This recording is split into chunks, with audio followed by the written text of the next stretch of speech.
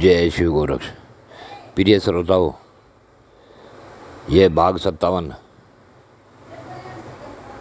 You आज आ गए तो यू कल जा लिया था वैसे। ये भाग महर्षि वाल्मीकि द्वारा बोला गया भाग 57 किसी कारण से पता नहीं कैसे कट गया।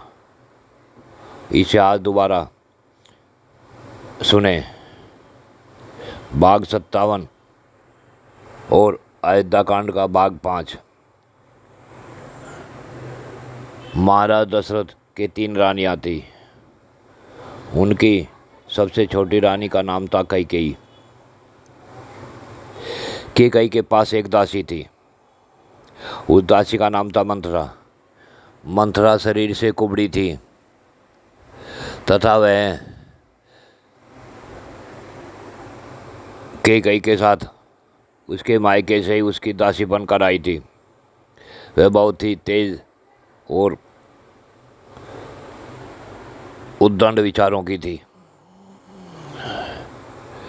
जिस समय अयोध्या में खुशियाँ मनाई जा रही थी, उस समय देवी मंथरा, दासी मंथरा अपनी महल की छत पर चढ़ी। उसने चारों तरफ को अनेकों महलों पर बड़ी बड़ी ध्वजाएं लहराती हुई देखी। वह विचार करने लगी, ये सब क्या है। वह सोच नहीं पा रही थी ये सब क्या हो रहा है। वह ऊपर छत पर गई और उनके पास जो कौशल्या का महल था, उसकी छत पर राम की दासियां बड़ी खुशी प्रसन्नता के साथ शरीर पर पीले लाल रेशमी की साड़ियाँ पहने हुए शोभा पा रही थी। उन्हें देखकर मंथरा ने उनसे पूछा, हे दासी, आज रामचंद्र जी की माता अपने किसी अभिष्ट मनोरथ के लिए साधन में तत्पर हो अत्यंत हर्ष के साथ भरकर लोगों का धन क्यों बांट रही है। क्या हुआ है आज। महाराज दशरथ तंत्र प्रसन्न होकर कौन सा कर्म कराएंगे। श्री राम की दासी तो हर्ष से फूली नहीं समाती थी। उसने मंथरा के पूछने पर बड़े आनंद के साथ उत्तर दिया, हे मंथरे, रघुनाथ को बहुत बड़ी संपत्ति प्राप्त होने वाली है। कल महाराज दशरथ पुष्य नक्षत्र के योग में क्रोध को जीतने वाले पाप रहित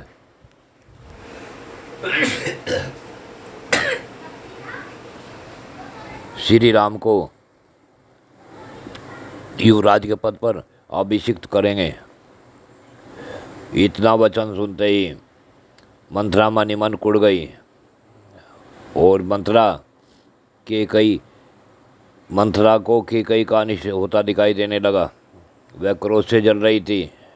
वह तुरंत महल के नीचे उतर आई और महल में लेटी हुई कैकेयी के पास आकर इस प्रकार बोली, हे मूर्ख, उठ, क्या होश हो रही है। तुझ पर बड़ा भारी भय आ रहा है। अरे तेरे ऊपर विपत्ति का पहाड़ टूट पड़ा है, फिर भी तुझे अपनी इस दुर्वस्था का बोध नहीं होता।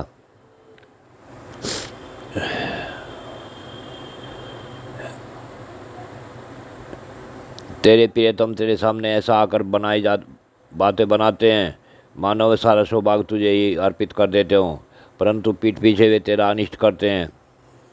तू उन्हें अपने मनोरथ जानकर सौभाग्य की टीक हाँका करती है, परंतु वह सौभाग्य अब अस्थिर हो गया है, तेरे हाथ से चला जाना चाहता है। इष्ट में भी अनिष्ट का दर्शन कराने वाली रोष भरी मंथरा ने इस प्रकार कठोर वचन कहकर कैकेयी के मन में बड़ा दुख पैदा किया। उस समय कैकेयी राजकुमारी ने मंथरा से पूछा, हे मंथरे, कोई अमंगल की बात तो नहीं हो गई। क्या तेरे मुख पर विषाद छा गया है। मंथरा बोली कि हे कैकेयी, राम कौशल्या के पुत्र हैं, उन्हें राजतिलक होने वाला है। देवी, तुम्हारे सौभाग्य के मान विनाश का कार्य आरंभ हो रहा है, जिसका कोई प्रतिकार नहीं है। कल महाराज दशरथ श्री राम को युवराज के पद पर अभिषिक्त कर देंगे। यह समाचार पाकर मैं दुख और शोक से व्याकुल हो अगाध भय से समुद्र में डूब गई हूँ। चिंता की आग से मानो जली जा रही हूँ और तुम्हारे हित की बात बताने के लिए यहाँ आई हूँ। एक एक नंदनी, यदि तुम पर कोई दुख आया तो उससे मुझे भी बड़े भारी दुख सहना पड़ेगा। तुम्हारी उन्नति में ही मेरी भी उन्नति है, इसमें संशय नहीं है। देवी, तुम राजाओं के कुल में उत्पन्न हुई हो और एक राजमहल की महारानी हो, फिर भी राजधर्मों की उग्रता को कैसे नहीं समझ रही। तुम्हारे पति तुम्हें व्यर्थ सांत्वना देने के लिए यहाँ उपस्थित होते हैं। वे ही अब रानी कौशल्या को अर्थ से संपन्न करने जा रहे हैं। उनका हृदय दूषित है। भरत को तो उन्होंने तुम्हारे मायके भेज दिया और कल सवेरे अवध के निष्कंटक राज पर वे राम को अभिषिक्त करेंगे। हे बाले, जैसे माता हित की कामना से पुत्र का पोषण करती है, उसी प्रकार पति कहलाने वाले जिस व्यक्ति का तुमने पोषण किया है वह वास्तव में शत्रु निकला। उपेक्षित शत्रु अथवा सर्प जैसा बर्ताव करता है। राजा दशरथ ने आज पुत्र सहित तुझ कैकेयी के प्रति वैसा ही बर्ताव किया है। ये बाले, तुम सदा सुख भोगने के योग हो, परंतु मन में पाप रखकर ऊपर से झूठी सांत्वना देने वाले महाराज ने अपने राज पर श्री राम को स्थापित करने का विचार करके आज सगे संबंधियों सहित तुमको मानो मौत के मुख में भेज दिया है। एक के राजकुमारी, तुम दुखजनक बात सुनकर भी मेरी ओर इस तरह देख रही हो मानो कुछ हुआ ही नहीं। परंतु यह विस्मय छोड़ो और जिसे करने का समय आ गया है अपने उस हितकर कार्य को शीघ्र करो। ऐसा करके अपने पुत्र की ओर मेरी भी रक्षा करो। मंत्रा की यह बात सुन सुंदर मुखवादी कैकेयी सहसा सैया से उठ बैठी। उसका हृदय हर्ष से भर गया। वह कैकेयी मनी मन संतुष्ट थी। उसने पुरस्कार के रूप में एक बहुत सुंदर देव आभूषण मंत्रा को दिया। मंत्रा को वह आभूषण देकर हर्ष से भरी हुई रमणी शिरोमणि कैकेयी ने पुनः मंत्रा से इस प्रकार कहा है, मंत्रे, यह तूने मुझे बहुत ही प्रिय समाचार सुना है। तूने मेरे लिए जो है संवाद सुना, इसके लिए मैं तेरा और कौन सा उपकार करूं। मंत्रे, तुम मुझसे प्रिय वस्तु पाने के योग है। मैं श्री राम के अभिषेक संबंधी समाचार से बढ़कर दूसरा कोई प्रिय एवं अमृत के समान मधुर वचन नहीं का मानती। ऐसी परम प्रिय बात तुमने कही है, अतः अब यह प्रिय समाज सुनाने के बाद तो कोई श्रेष्ठ वर मांग ले, मैं उसे तुझे अवश्य दूंगी। इतना सुन मंत्रा ने कैकेयी की निंदा करके उसके दिए हुए आभूषण को उठाकर फेंक दिया और दुख से भरकर वह इस प्रकार बोली, रानी, तुम बड़ी नादान हो। तुमने यह बेमौके हर्ष किस लिए प्रकट किया। तुम्हें शोक के स्थान पर प्रसन्नता कैसे हो रही है। तुम शोक के समुद्र में डूबी हुई हो तो भी तुम्हें अपनी इस विपन्नावस्था का बोध नहीं हो रहा। देवी, मान संकट में पड़ने पर जहाँ तुम्हें शोक होना चाहिए वहाँ हर्ष हो रहा है। तुम्हारी ये अवस्था देखकर मुझे मन में बड़ा क्लेश हो रहा है। मुझे तुम्हारी दुर्बुद्धि के लिए भी अधिक शोक होता है। और इस सोत का बेटा शत्रु होता है, वह सौतेली माँ के लिए साक्षात मृत्यु के समान है। यह राज भरत और राम दोनों के लिए साधारण भोग वस्तु है। इस पर दोनों का समान अधिकार है। इसलिए श्री राम को भरत से ही भय है। यही सोचकर मैं विषाद में डूबी जाती हूँ, क्योंकि भयभीत से ही भय प्राप्त होता है। अर्थात आज जिसे भय है वे राज प्राप्त कर लेने पर जब सबल हो जाएगा तब अपने भय के हेतु को उखाड़ फेंकेगा। माँ बाबू लक्ष्मण संपूर्ण हृदय से श्री रामचंद्र जी के अनुरागी हैं। जैसे लक्ष्मण राम के अनुरागी हैं, उसी तरह शत्रुघ्न भरत का अनुसरण करने वाला है। हे बामनी, उत्पत्ति के कर्म से श्री राम के बाद भरत ही पहले राज पर अधिकार हो सकता है। लक्ष्मण और शत्रुघ्न तो छोटे हैं, अतः उनके लिए राज प्राप्ति की संभावना दूर है। श्री राम समस्त शास्त्रों के ज्ञाता है, अतः उनका तुम्हारे पुत्र के प्रति जो क्रूरतापूर्ण बर्ताव होगा उसे सोचकर मैं भय से कांप उठती हूँ। वास्तव में कौशल्या सौभाग्यवती है, जिनके पुत्र का कल पुष्य नक्षत्र के योग में श्रेष्ठ ब्राह्मणों द्वारा युवराज के मान पद पर अभिषेक होने जा रहा है। इस प्रकार हम लोगों के साथ तुम भी कौशल्या की दासी बनोगी और तुम्हारे पुत्र भरत को भी श्री रामचंद्र जी की गुलामी करनी पड़ेगी। श्री रामचंद्र जी के अंतपुर की परम सुंदरियाँ सीता और उसकी सखियाँ निश्चय ही बहुत प्रसन्न होंगी और भरत के पर्वत का नाश होने से तुम्हारी बहुएं शोक मग्न हो जाएंगी। मंथरा को अत्यंत अप्रसन्नता के कारण इस प्रकार बैकी बातें करती देख देवी कैकेयी ने श्री राम के गुणों की प्रशंसा की, परंतु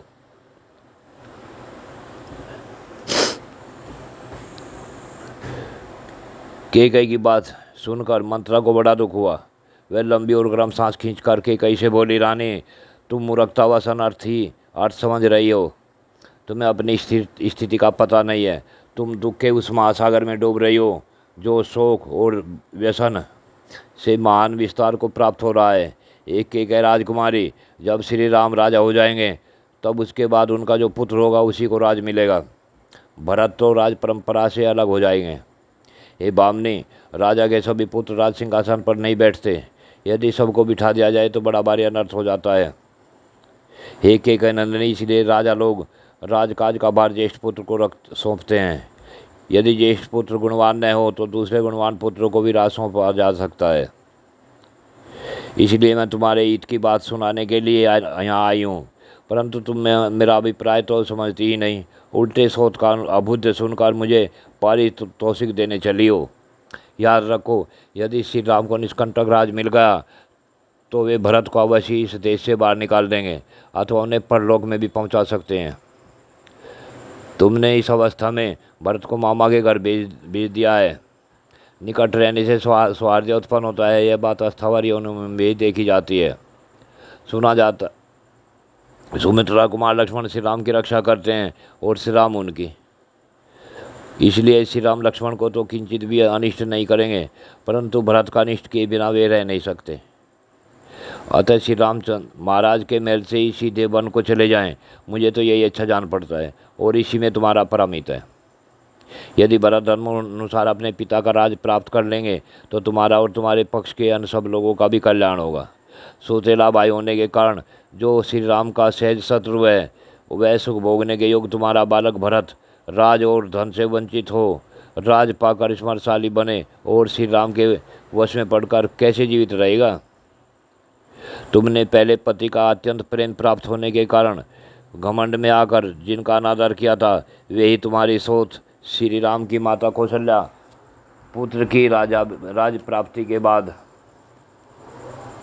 सौभाग्यशालिनी हो उठी हैं। अब वे तुमसे अपने बैर का बदला क्यों नहीं लेंगे। याद रखो, जब श्री राम इस पृथ्वी पर अधिकार प्राप्त कर लेगा तब निश्चय ही तुम्हारे पुत्र भरत को नष्टप्राय कर देगा। अतः ऐसा कोई उपाय सोचो जिससे तुम्हारे पुत्र को तो राज मिले और शत्रु पुत्र श्री राम का वनवास हो जाए। मंथरा से ऐसा कहने पर कैकेयी का मुख क्रोध से तमतमा उठा। वह लंबी और गहरी सांस खींचकर उससे इस प्रकार बोली, हे मंथरा, मैं श्री राम को शीघ्र यहाँ से वन में भेजूंगी और तुरंत ही युवराज के पद पर भरत का अभिषेक कराऊंगी। देवी कैकेयी के ऐसा कहने पर पाप का मार्ग दिखाने वाली मंथरा श्री राम के स्वार्थ पर कुठाराघात करती हुई कैकेयी से इस प्रकार बोली, एक कैकेयी नंदिनी, अच्छा अब देखो मैं क्या करती हूँ। तुम मेरी बात सुनो, जिससे केवल तुम्हारे पुत्र भरत ही राज प्राप्त करेंगे। कैकेयी, क्या तुम्हें स्मरण नहीं है या तुम मुझसे छिपा रही हो?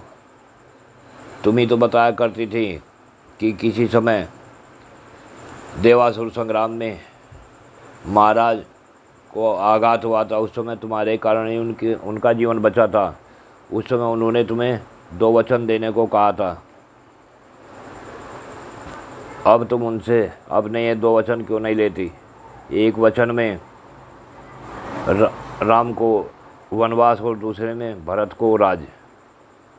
मंथरा का वचन सुन के अच्छी तरह से बिछे उस पलंग के से उठकर उससे यूँ बोली, हे मंत्री, मुझसे यह उपाय बताओ, किस उपाय से भरत को राज मिल जाएगा? राम उसे किसी तरह नहीं पा सकेंगे। कैकेयी के ऐसा कहने पर मंथरा बोली, हे शुभदर्शने, संत, तुमने रणभूमि में तुमने जब जैसे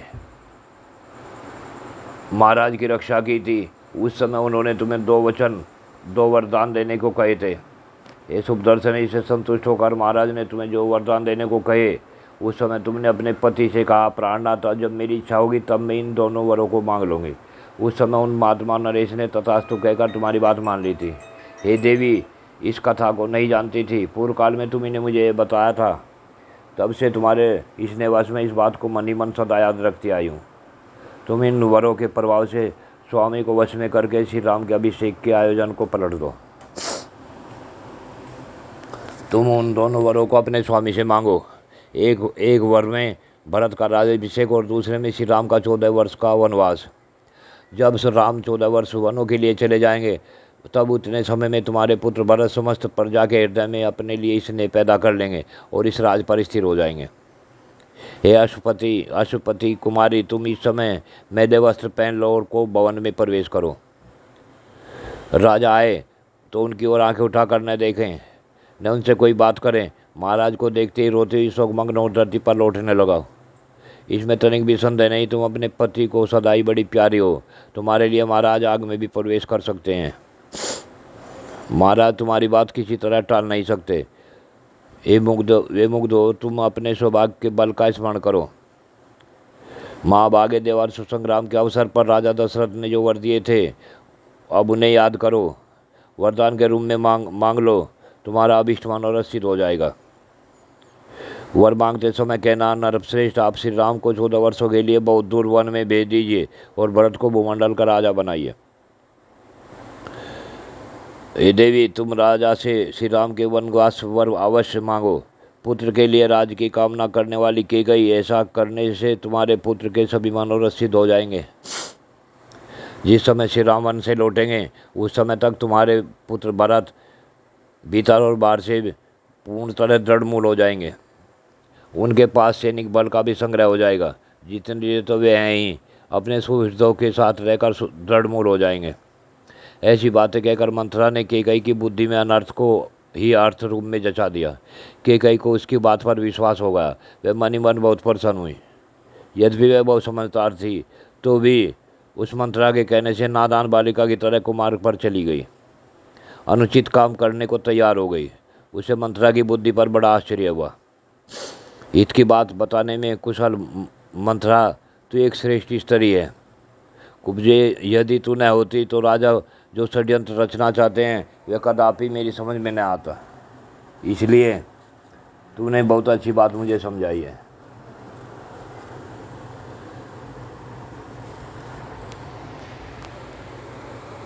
सुंदरी, यदि भरत का राज्याभिषेक हुआ और राम वन को चले गए, तो मैं सफल मनोरथ एवं संतुष्ट होकर अच्छी जाति से खूब तपावे सोने की बनी हुई सुंदर स्वर्णमाला तेरे कुब्बड़ को पहनाऊंगी और इस पर चंदन का लेप लगवाऊंगी।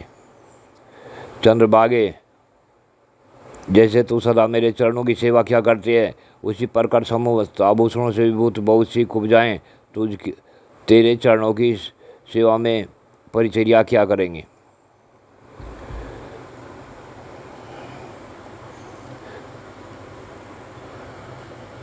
इस प्रकार मंथरा ने रानी दशरथ की रानी और भरत की माता कैकेयी से अत्यंत क्रूर वचनों द्वारा पुनः ऐसी बात कही कि ये कल्याणी, यदि श्री राम इस राज को प्राप्त कर लेंगे तो निश्चय ही अपने पुत्र भरत सहित तुम भारी संताप में पड़ जाओगी। अतः प्रयत्न करो जिससे तुम्हारे पुत्र भरत का राज्याभिषेक हो जाए। इस प्रकार मंथरा ने अपने वचन रूपी बाणों का बारंबार प्रहार करके जब रानी कैकेयी को अत्यंत घायल कर दिया, तब वह अत्यंत विस्मित और कुपित हो अपने हृदय पर दोनों हाथ रखकर मंथरा से बारंबार इस प्रकार कहने लगी, यदि राम यहाँ से वन में को नहीं गए तो न तो भांति भांति के बिछौने, फूलों के हार, कोई वस्तु नहीं लेना चाहूँगी। उस दशा में तो मैं यहाँ इस जीवन को ही नहीं जीना चाहूँगी। ऐसे अत्यंत कठोर वचन कहकर कैकेयी ने सारे आभूषण उतार दिए और बिना बिस्तर के ही वह खाली जमीन पर जा पड़ी। प्रिय श्रोताओं, आज की कथा यहीं पूर्ण होती है। जय शिव गोरक्ष।